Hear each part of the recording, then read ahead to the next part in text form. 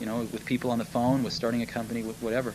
If you're afraid of failing, you won't get very far.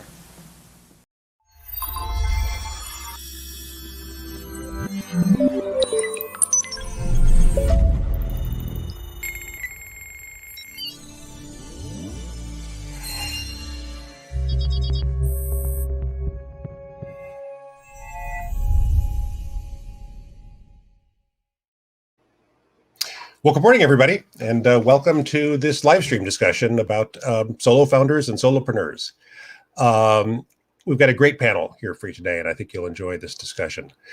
As we go along, please type any questions that you have into the chat box, and we'll get to as many of those as we can.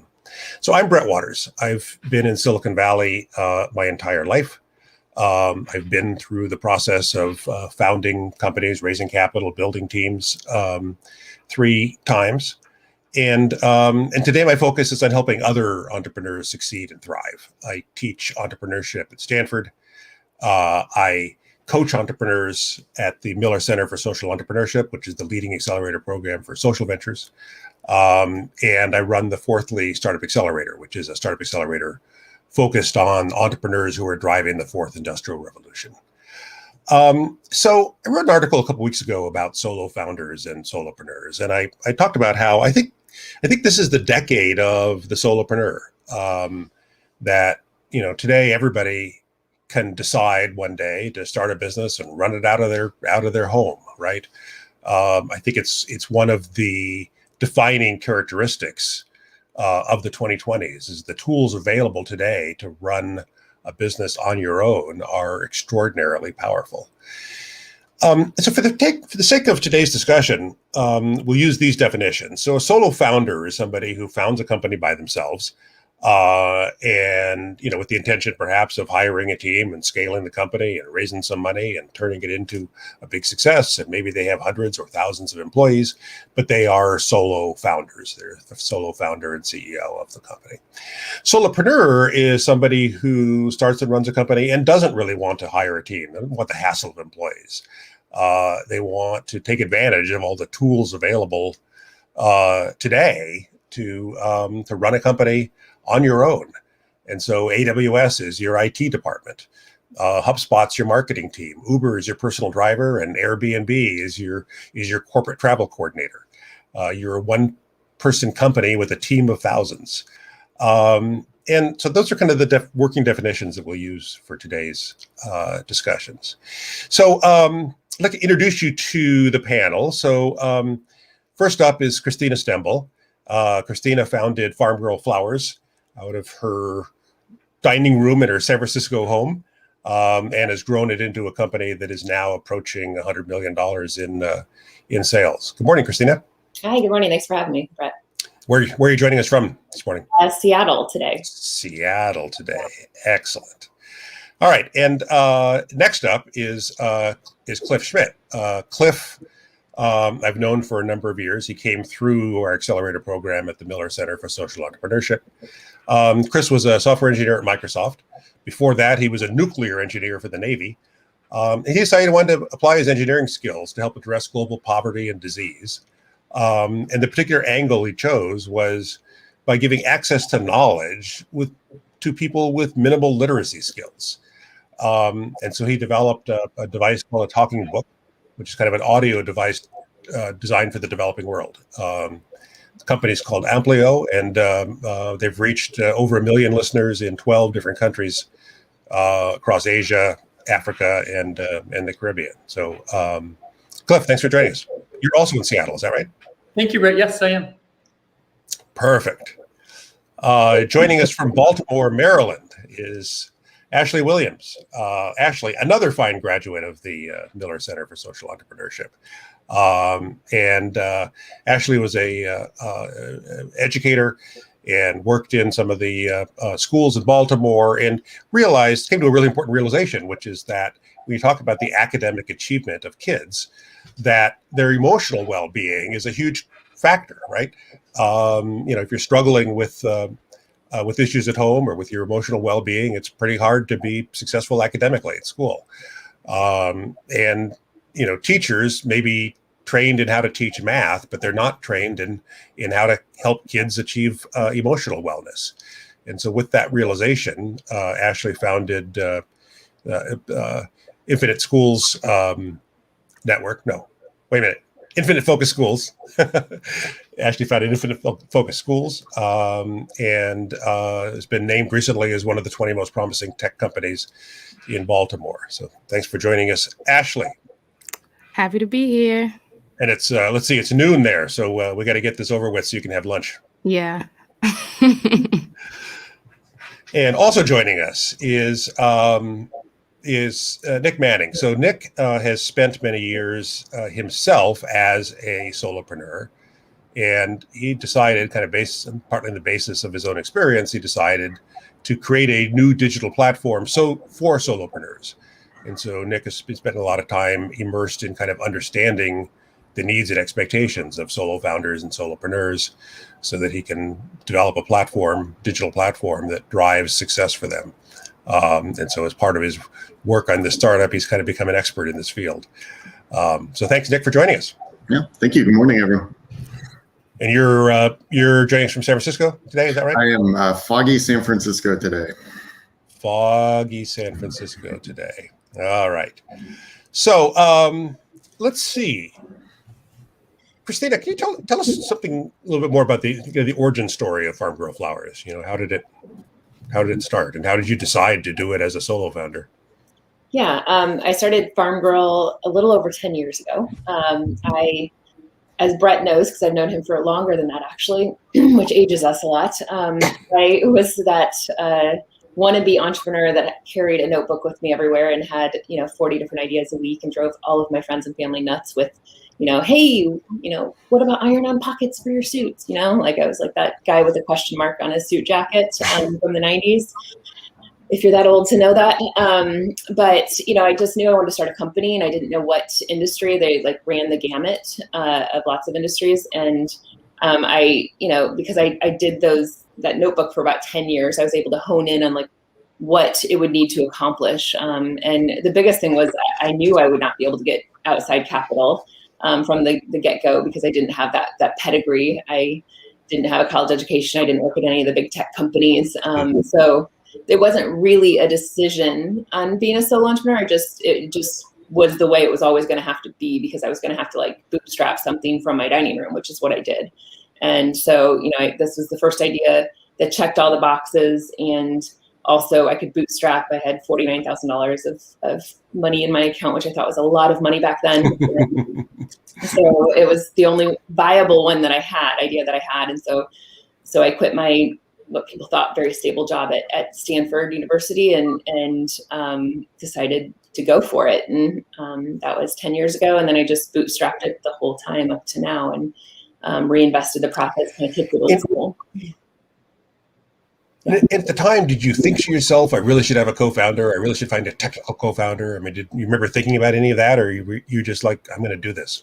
Yeah, I mean, I thought about it many times in the first few years even, but I didn't have that network. It's something that women don't have. It's one of the, access to capital and network are the two things that women just don't have that men do have. And a lot of times, statistically speaking. And so, I would think about, it would be cool, but where would I even find that person? And, the few instances where I would talk to people and they would express interest in things like that at networking events I would go to, it just didn't seem to be a viable fit, because usually they had the same skill sets as me. I would love to found, finance or technology, but those weren't the circles in which I ran in. So I didn't have any contacts. So it wasn't really, yes, I thought about it, and it would have probably made things easier, but then also it would have made a lot of challenges as well when I hear a lot of, partner issues that people have.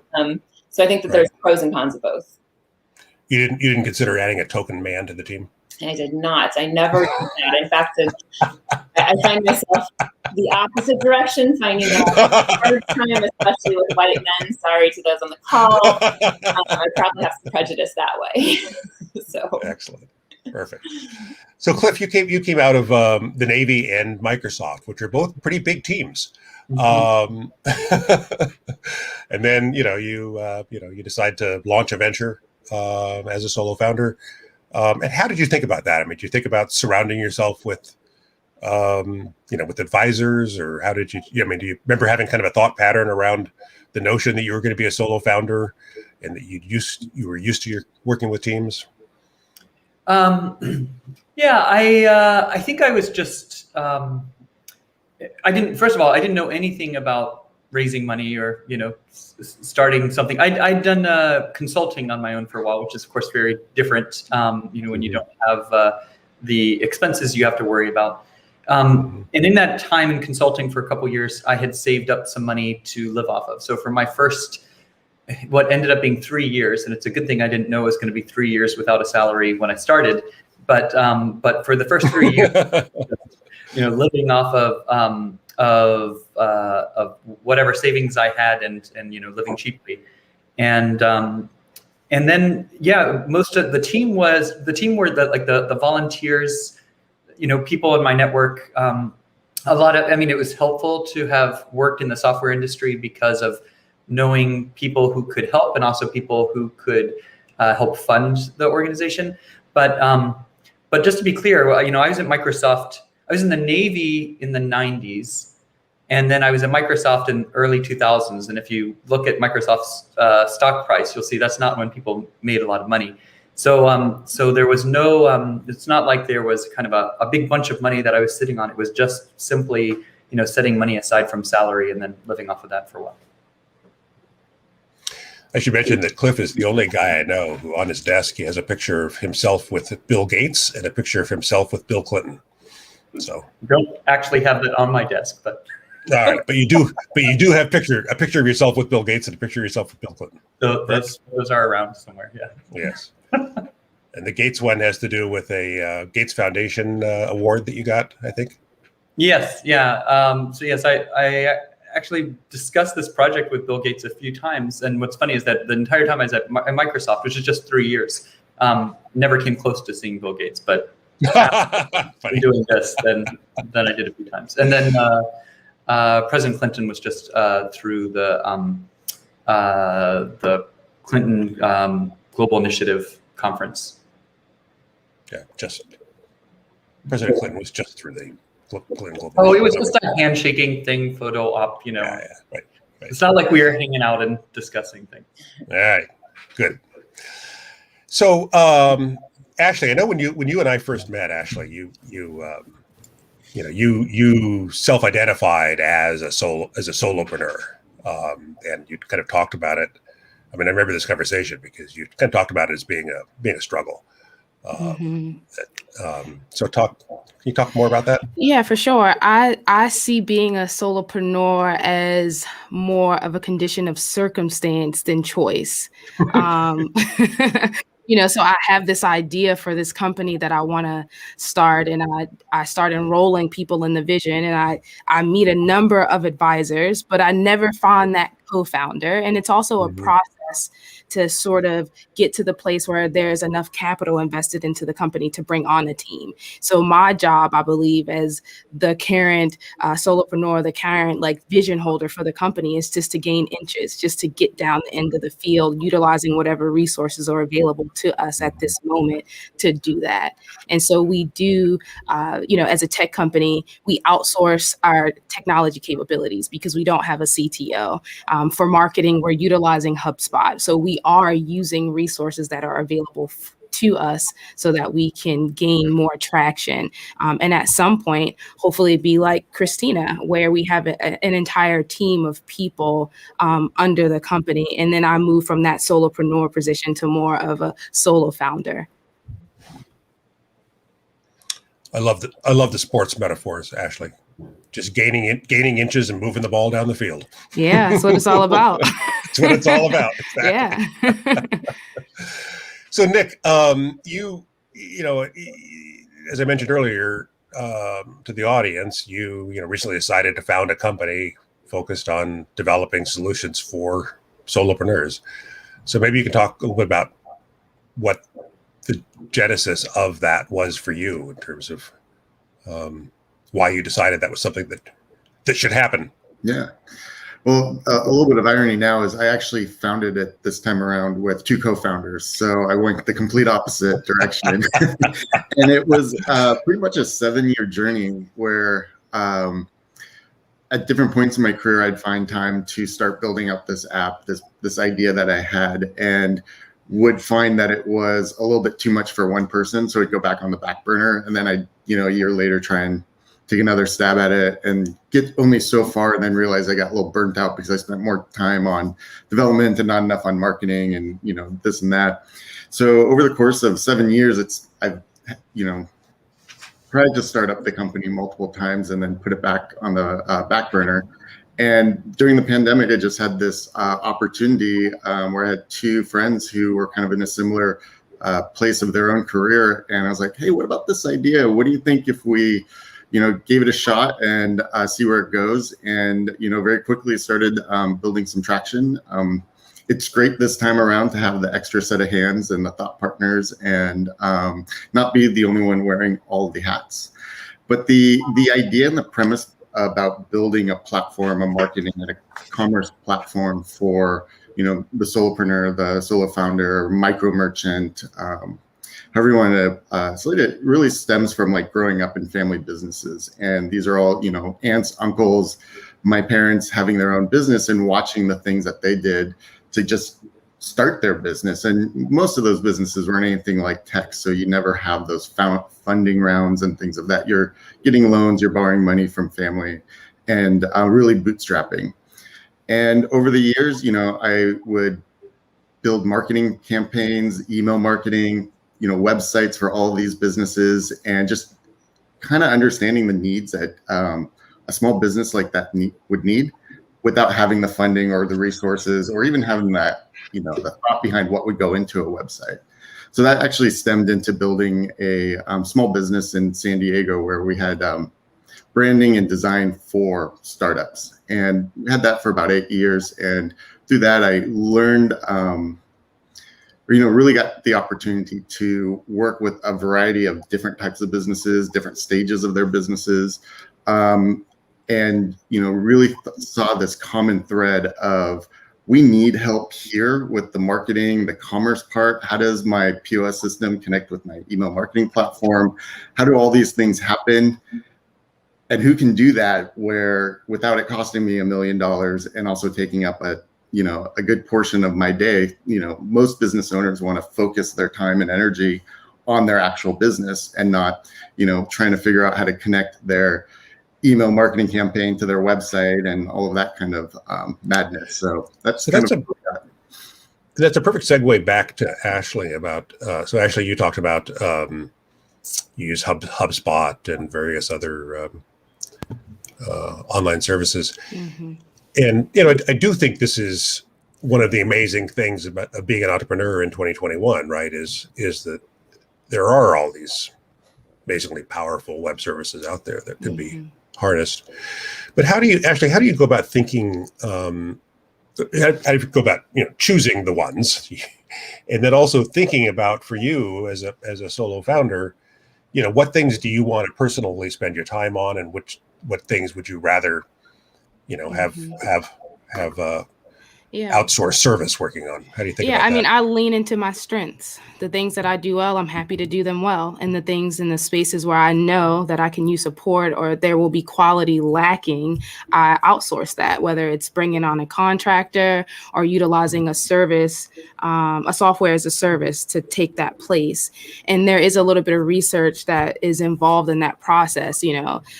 Choosing HubSpot is a process. There are other options to utilize, and it's sort of like, what are the goals? What am I seeking? And is this platform going to help me to get there? And also if for later down the line. So it's not just about where I am now, it's about where I'm going, right? Will I be able to use this platform once I have the capital to bring on the team? What is it going to look like to train my team when we get there, if we continue with this platform?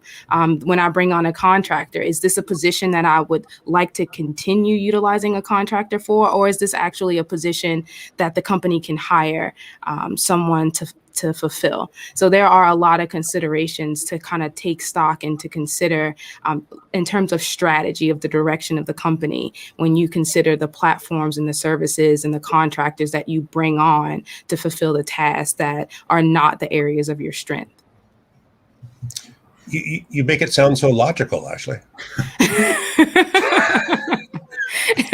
I'm happy because it can look really messy. Yeah, my experience is it's usually messy. Yeah.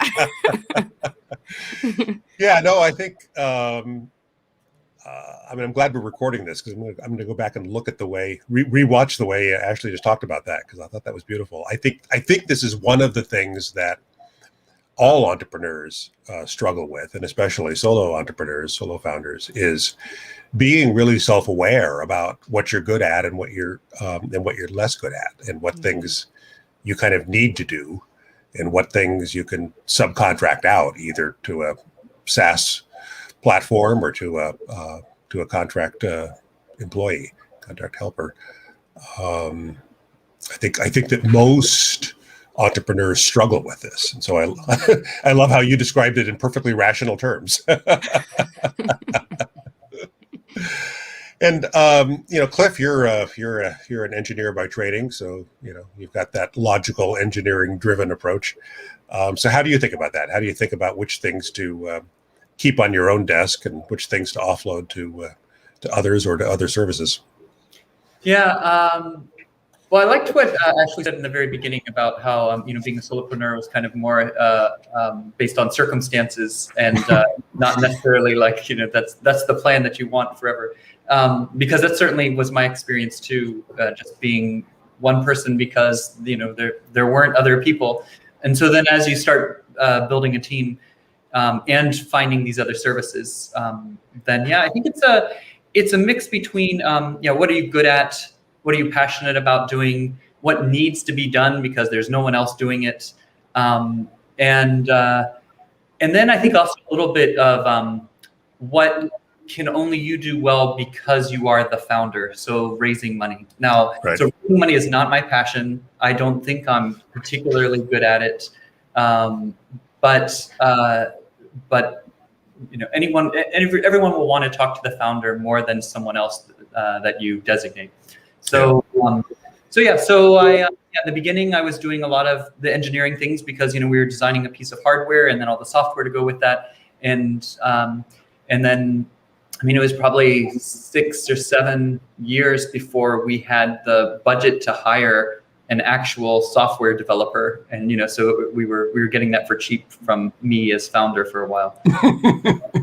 Yeah. So yeah. And then, Christina, you're kind of at the other end of the spectrum in the sense that Ashley is a solo founder trying to figure out what to do because she's resource constrained. It's her. And you're at the other end of the spectrum. You've got a couple hundred employees. How many employees do you have?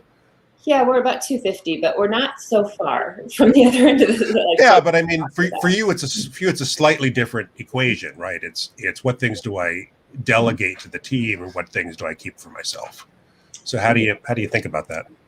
Yeah, I mean, a lot of it's just what do we have money for? That's one thing we haven't talked about. A lot of it's like, what are your strengths? And I love what Ashley said. And then there's also just the fact of like, what can we afford? So, so it's we just hired our first engineer last year, and we're a 10-year-old company, $85, $90 million company.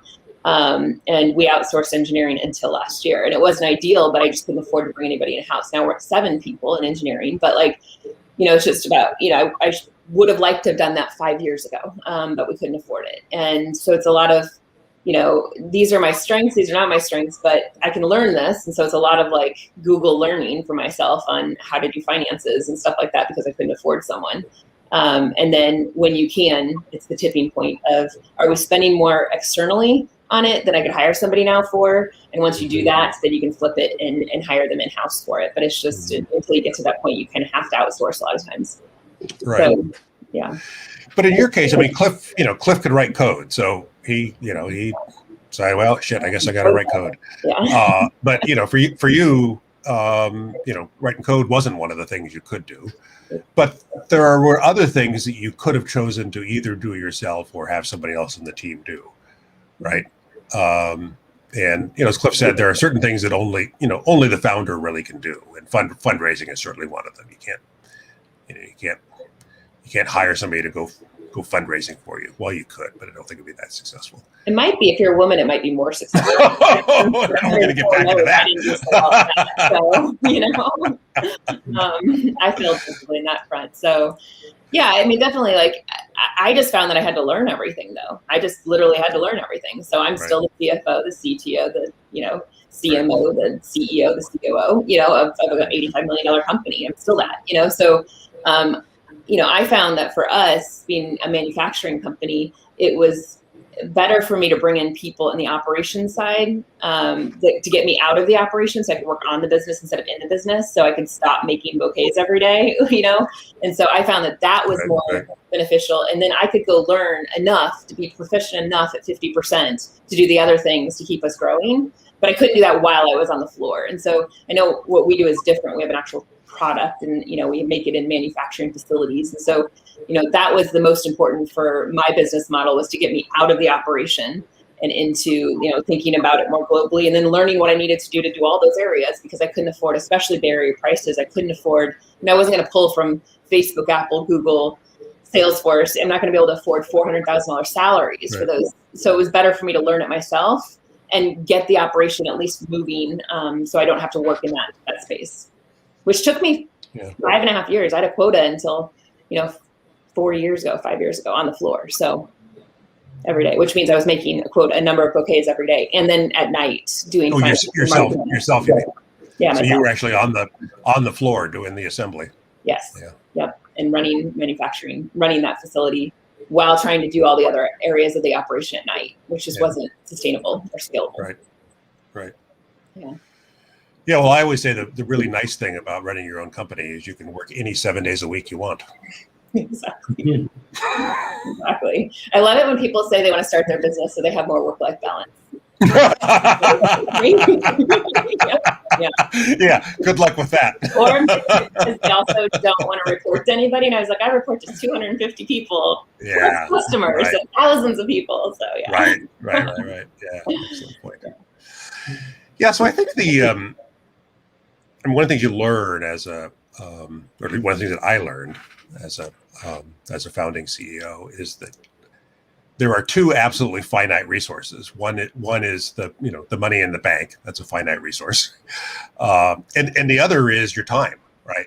That they're even if you're working 80 hours a week, as many of us do or did, that's still finite, right? You can't. There is no way you can work 200 hours a week. And so figuring out how to allocate your own time, I do think ends up being one of the most important struggles that a founding CEO has to deal with.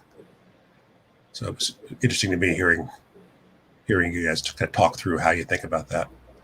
So Nick, you've been in this interesting position where you've been out interviewing solo founders, solopreneurs, to find out what kind of features you could build that would help support them. So what are the top 2 or 3 things that you've heard as you've talked to people in terms of struggles that they have that they would love to have a digital platform they could offload that to? Yeah, I think anyone who's worked in a marketing capacity, either for an agency or internally, you kind of take for granted some of the more modern techniques that you employ with Google AdWords and Facebook ads and Facebook pixels and things of that nature. And in our research, we're finding that this is a very daunting, scary, undefined space for most small businesses, founders who are trying to start. And it's something that they don't even bother looking at because it's just such a black box. And we find that that's one thing that they see value because they hear it. It's buzzwordy. They know other people who are doing those type of campaigns, as well as they probably see the campaigns. Maybe they don't recognize that's what they're doing when they see a retargeting marketing campaign or something like that. So we're finding that's a huge value add, is not really dumbing that down, but the process into onboarding and using creating content and deploying a campaign of that nature, because that's really the direction that most businesses are advertising. Traditional media has a time and place, but it is kind of dwindling, especially with startups and smaller businesses. So that's been the biggest thing that we've seen, is help us figure that out and not make cost any more than the ad would cost itself. Right. Christina, it looked like you were. Yeah, can I add to that? I was going to say, I could tell you had something to add.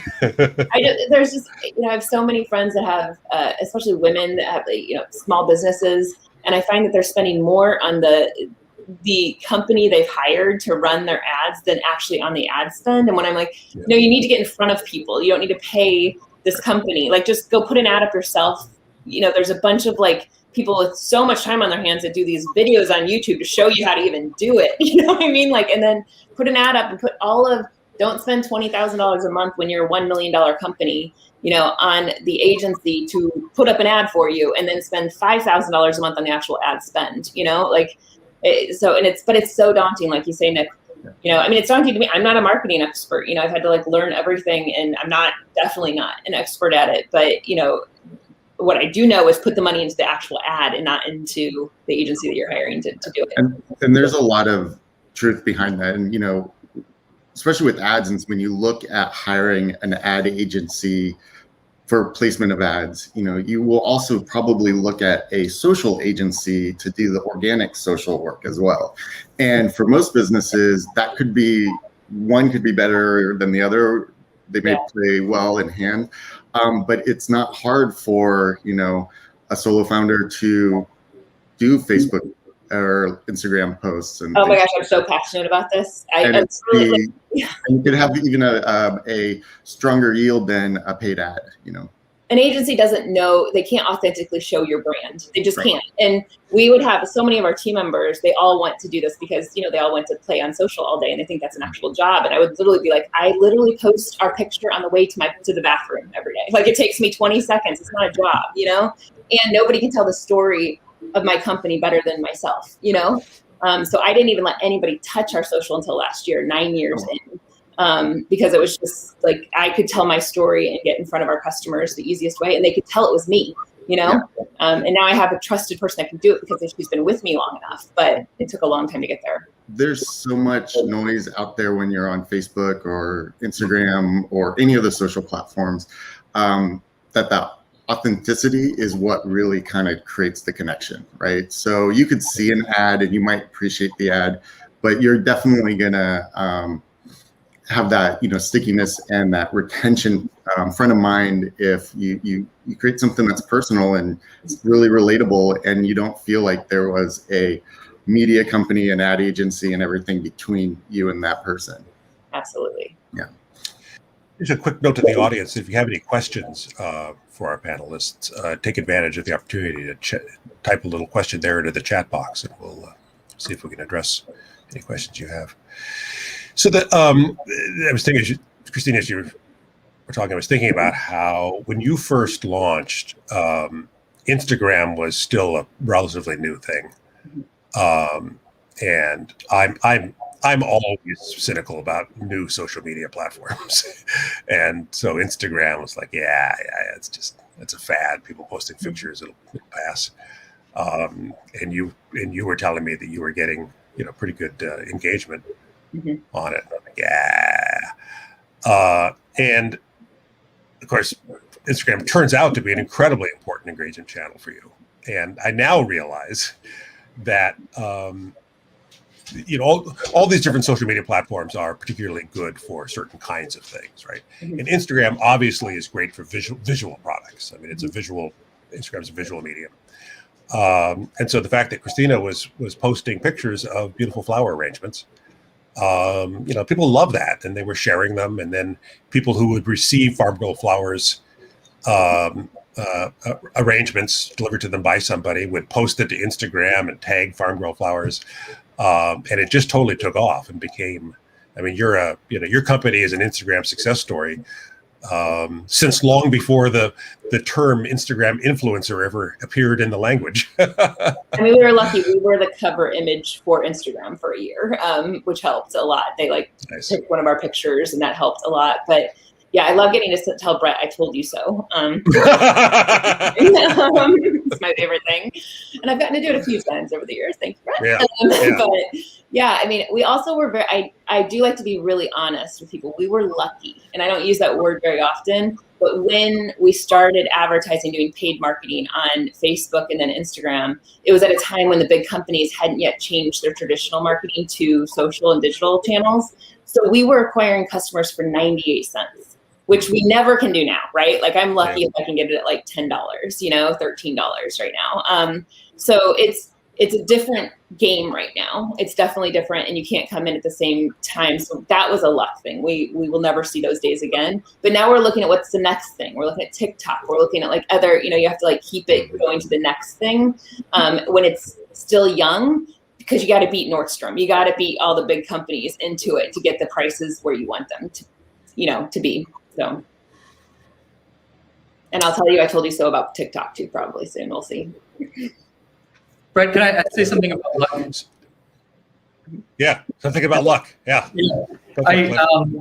I heard this quote a long time ago from the VC Vino Kosla, and what he said, he had kind of 2 points.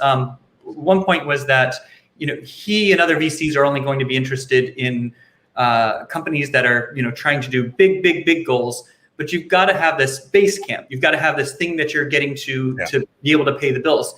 But the second point was the reason you need that, the reason you need to, be able to keep paying the bills over time, even though you've got this really, really big vision going, is because you need to stay in the game long enough to get lucky, because you have to get lucky to really succeed. Yeah.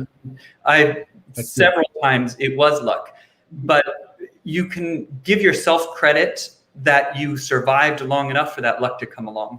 Yeah, that's really good. I love that. I think that's a great way of framing it. Yeah, and I know Christina feels that way because oh my gosh, I've known her through the whole journey she's been on. Yeah, yeah.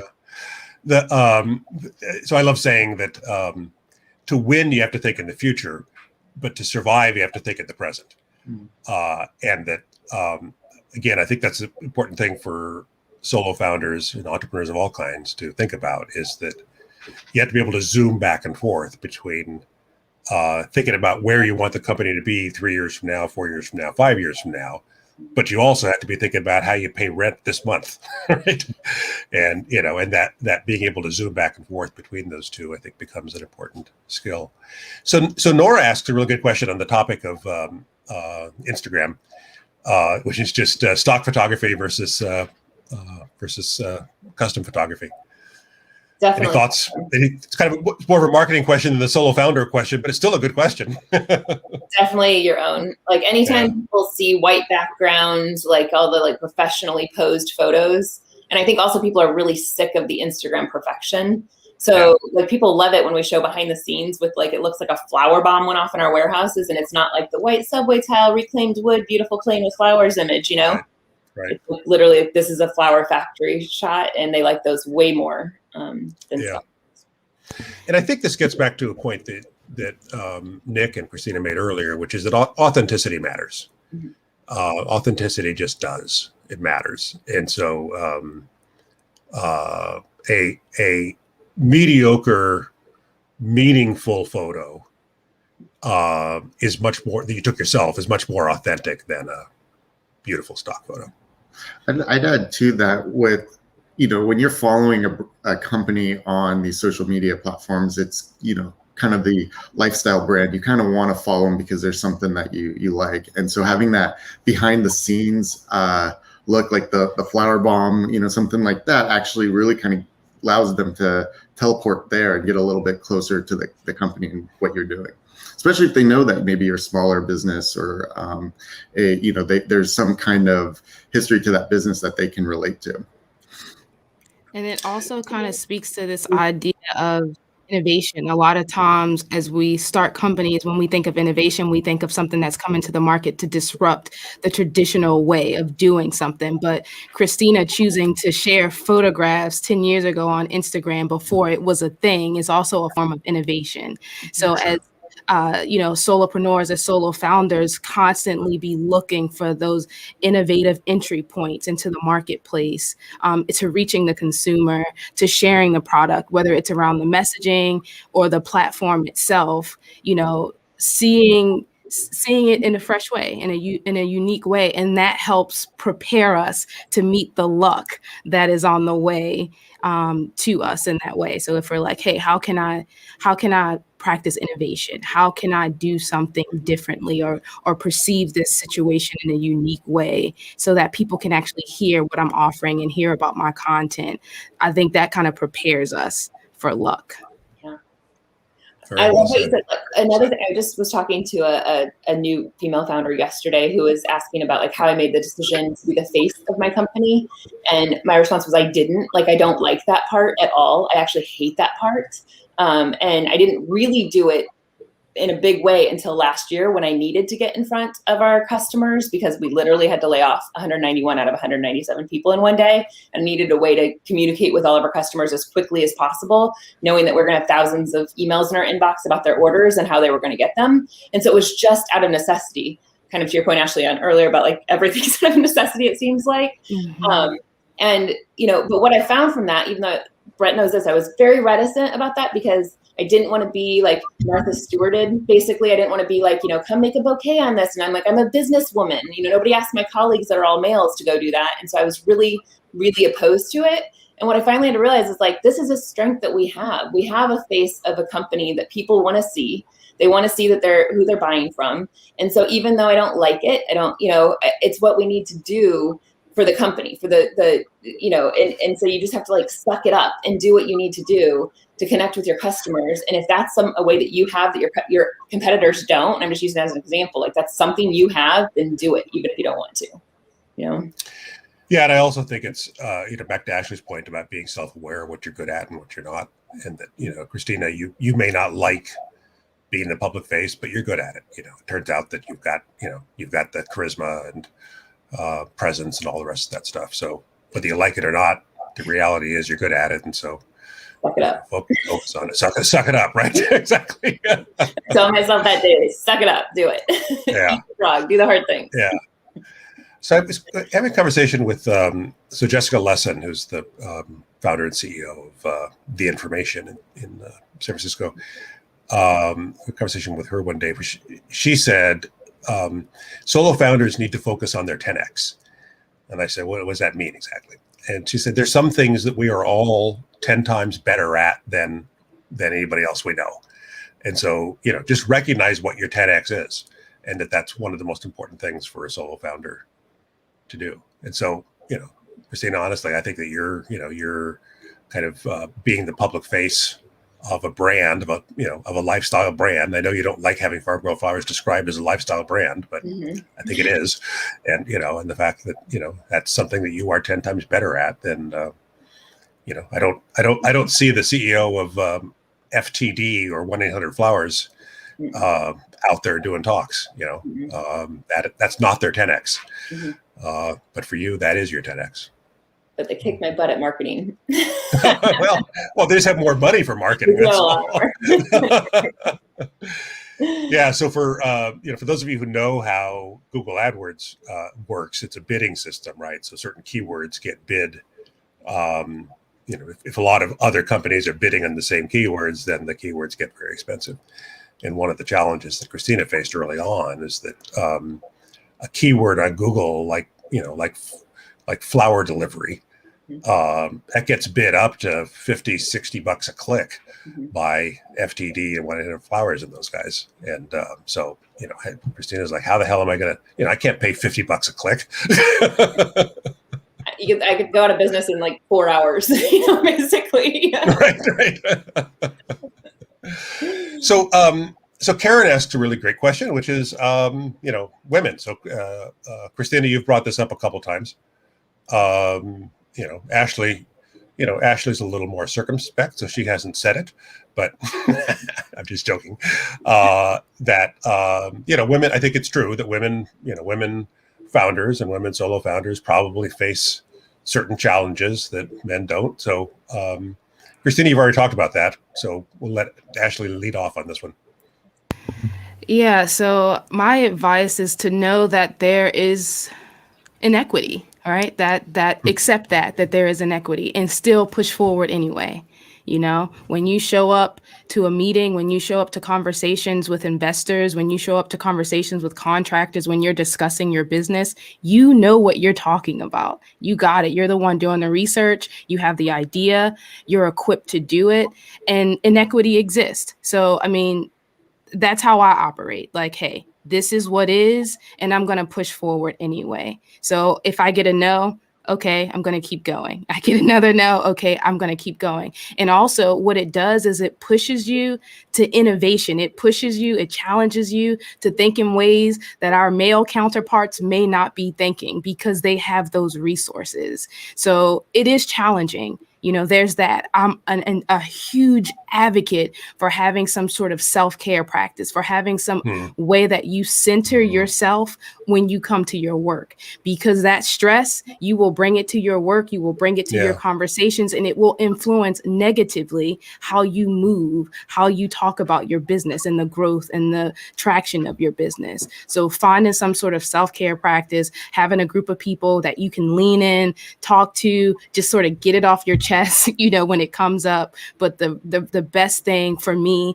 is just to keep going forward. Know that there's inequity, but so what? You know what? I'm going to keep going forward anyway, because that inequity is a reflection of society. It's not a reflection of me, Amen. Can I add one thing to that? Exactly like what you just said about like it pushes you to innovation. You just have to make sure you have a plan B and a plan C for everything, because your plan A is not going to work out. Like you might not get funding. We never got funding, never, not a penny. So 10 and a half years in, I'm still here. I still survived. But you have to have a plan B, C, D, E sometimes, because it's not going to be, most likely it's not going to be the easiest path or the most direct or the one that everybody else gets. Christina, I've decided I'd like to invest now. Can I invest now? Your percentage is way smaller now. Damn. Yeah. Boy, this is such a great topic. The whole women in the field of entrepreneurship is a big topic. And I guess maybe to bring it back to the particular subject of this discussion, which is solo entrepreneurs. Do you guys feel, you have any particular thoughts around being solo founders and being women? Is there anything about that that's different? I know a lot of women that have brought in, to your point, a token male for fundraising purposes. There's right. lots of studies that show that. So I don't really blame people that do that, because it might be the only way that you're going to get funding. And if you need it for, whatever your business is, then do what you need to do. I do think that, it does push us to just be better. Like what Ashley said, I believe what she just said 1,000%. It's going to push you to work harder than everybody else. I love the Will Smith quote is my favorite about how if he gets on a treadmill, he's going to die in that treadmill. Like nobody's going to outwork me. No one's going to outdo me that way. So I think that it just makes everything, you work harder at everything, and makes you better though. I never knew that I would be decent at marketing and finance and all the different areas of an operation that I had to learn being a solo founder and entrepreneur. So there's a big upside to it too. Great. Ashley, anything more on this topic? No, I don't have anything else to add. Okay. So, Swati asks about,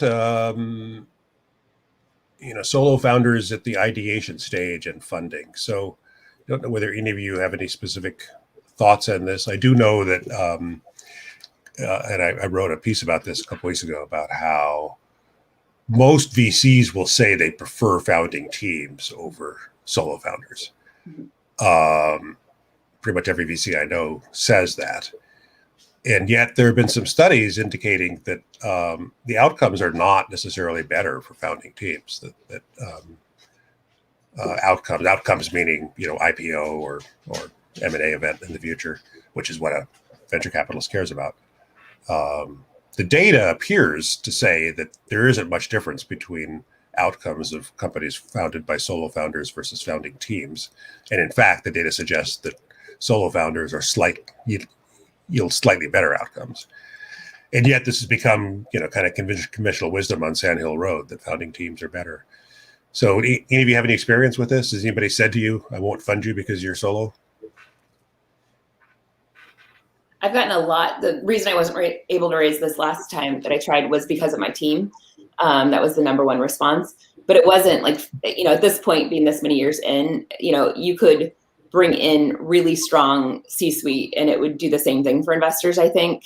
Whereas early on, you don't have the money for that. So they expect you to be able to do that with other founders because you're all working for free, probably, or very low salaries. And so I think it's the same thing. Whether you're starting out or later, your team is something that will definitely hurt you from getting investments, even though I agree with Bret's point. There's not a lot of research that shows that that's actually, a realistic or actually beneficial to have that. So, but I do think that it might just be an excuse. A lot of times when they don't, everybody has to give you a reason why they're saying no, too. So it could be that. Right. So Van asks a good question, which Christina, I know you've got a good answer to, which is, when you're an early stage entrepreneur, how do you get your products out there in front of people when wholesalers and others are saying, you're too new, come back later? You want to tell your story, Christina? Yeah. So, I'm sorry I take so much of the speaking time here I can learn so much from you guys too. So I'll try to keep it short. So, I didn't have any money for marketing the first 2 years. I was doing it from my apartment. So I spent $0 on marketing until year 3, as far as, paid marketing on social channels and things like that. But what I did is I went to coffee shops around the city and I would put out flower arrangements with little marketing cards that I made that literally cost like 3 cents each. And I would go back to that coffee shop every week and I would count how many were taken. And if there was like 50 taken, I would put another one up because it cost me $20 a cost to do that.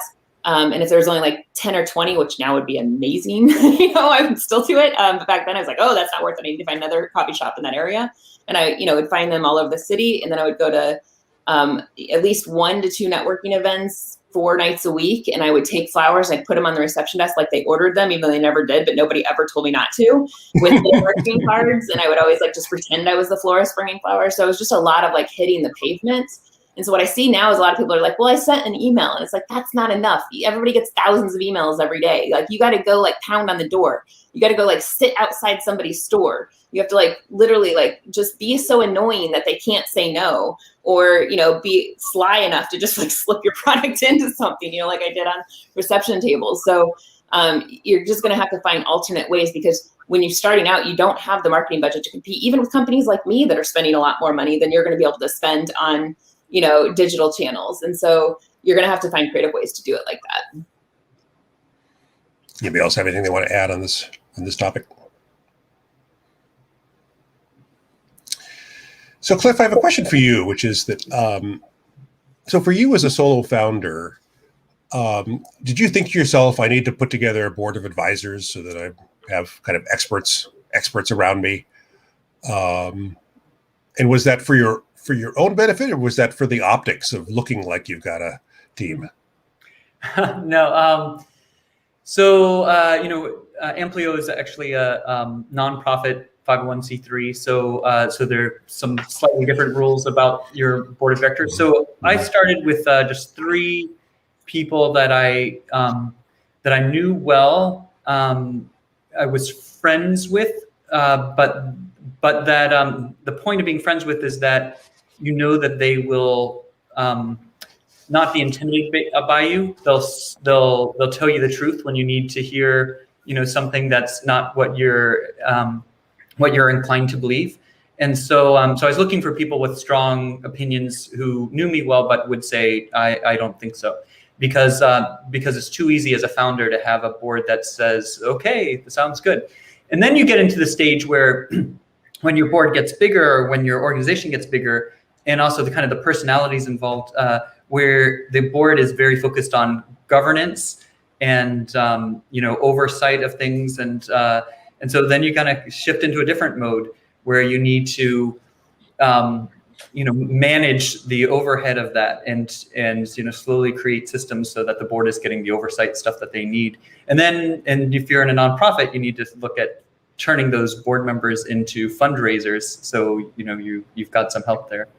And then the last thing I think with a board is succession planning. So I've been doing this for 14 years, and I wouldn't mind doing something else some other time, but only when it makes sense. And so for that to happen, it's not too early to have. It's never too early to have what happens if I get hit by a bus. How do we start transitioning some of the things I do to other staff? How can those staff start building up what they need to have, their capabilities to be able to move into places that someone else moved away from? So things like that. Yeah, that's good. So guys, we're coming up on the top of the hour, and even though I feel like we could talk for a while longer, probably need to wrap it up. So I wonder if you've got any last minute thoughts for anybody who's starting out as a solo founder. You guys have all spent time in the trenches. You've had the good days and the bad days. So what advice would you give to somebody starting out as a solo founder? And Nick, we'll start with you. Yeah, I think, my lesson learned from, the company that we're starting and having starting and stopping is, just as Cliff had mentioned, like have a big vision, a big plan, but start out small, focus, very narrow in, and iterate and grow afterwards instead of trying to, boil the ocean, as they would say. Yeah, that's good. Very good advice. Cliff, how about you? Words of advice. Yeah, when we were talking earlier, and Christina was talking a bit about things that you have to learn. What I just add to that is I learned a lot about. She mentioned finance, but I want to give a shout out to the Miller Center, the incubator accelerator programs, and you, Bret, as a mentor. Really helped a lot with some of the things. Those are important things to learn. The other things I would say is at some point, as you start, when we had 4 or 5 employees, I think I wasn't the manager I needed to be for them. I wasn't organized enough. I didn't have enough processes, systems to help those employees be able to do what they needed to do. And by the time we got to 10 employees, I realized I really needed to do that. So that would be one of the things I think is shouldn't be forgotten in terms of things you have to learn. Yeah, that one really hits home for me because I've started sort of 4 or 5 companies, depending on how you count, and I'm very strong early stage because early stage the founder has to do everything, right? And that's one of the things that I'm good at. I'm good at knowing just enough about finance, just enough about marketing, just enough about operations. But then as you grow and you hire a team, now all of a sudden you need to not be good at doing everything. You need to be good at delegating. And those are two skill sets that are in conflict with one another. And so I think that hits home for me. Christina, advice for anybody founding a company? Yeah, just what you said too, like what you find out when you grow is that you go from being able to do to you're just managing people. And I don't know any founder that ever said, I started my company because I want to manage people all day, but that's what you're doing. Right. And then, so that's definitely challenging, I think, when you get to that stage. But I would say my recommendations are for bootstrap companies in particular, because that's what I know really well. And it's just to stay really lean, to not spend all of your money, by hiring a lot of people, where we kind of started this discussion, use resources that are as cheap as possible to start. We still use an external accounting company called Bench that I think is like $5,000 a year for an $80 million plus company, you know? So stay as lean as you possibly can for as long as you can, because you're going to need that money for a rainy day. And then, you know, just keep going. Like what Ashley said, you know, it's really lonely and it's really hard. And there's so many days, probably daily or times a day, even, that you're going to just be like, I just can't do this anymore. You know, I'm just tired. I'm so bone tired and I'm so stressed out all the time. And especially before payroll. And you know, I just, you know, keep going and like sleep when you need to sleep, because everything seems really, really bad when you're like, you know, 3 days in with 2 hours sleep a night, you know? So just take a rest, take a break, self-care. Like Ashley said, I hate the term self-care, but it's so needed because I grew up on a farm and that's just not something you do. But like, do it, because otherwise you're gonna combust, basically. Yeah. Wise words. And Ashley, I'm going to give you the last word on this. Yeah, my suggestion for solo founders and solopreneurs is to understand the significance of a conversation, of relationship building, both to understand your consumers, who you're selling your product to, talk to as many of them as possible, to really sort of understand them, understand their personalities and what they're seeking. And you can build a product to meet their desires, and also talk about your product to people. So I actually got to this conversation that I'm having right now through conversation, by speaking to someone in Baltimore City who led me to the Miller Center, that led me to Bret, that led me to this conversation. So talk to people and sort of leverage those conversations, leverage those resources so that you can get to the next thing. It's so important to have those conversations with people as you are moving about the experience of being a solopreneur and a solo founder. Wise words indeed. Thanks to all four of you. This has been a really great discussion, and I really appreciate you guys taking time out of your busy days. To the audience, I suggest that you guys connect with all of us on LinkedIn. That you know, part of being an entrepreneur is connecting with other entrepreneurs, and so connect with us. Let us know what we can do to help. And thanks for taking time out of your day today to join us. Thanks very much, everybody. Thank you. See ya.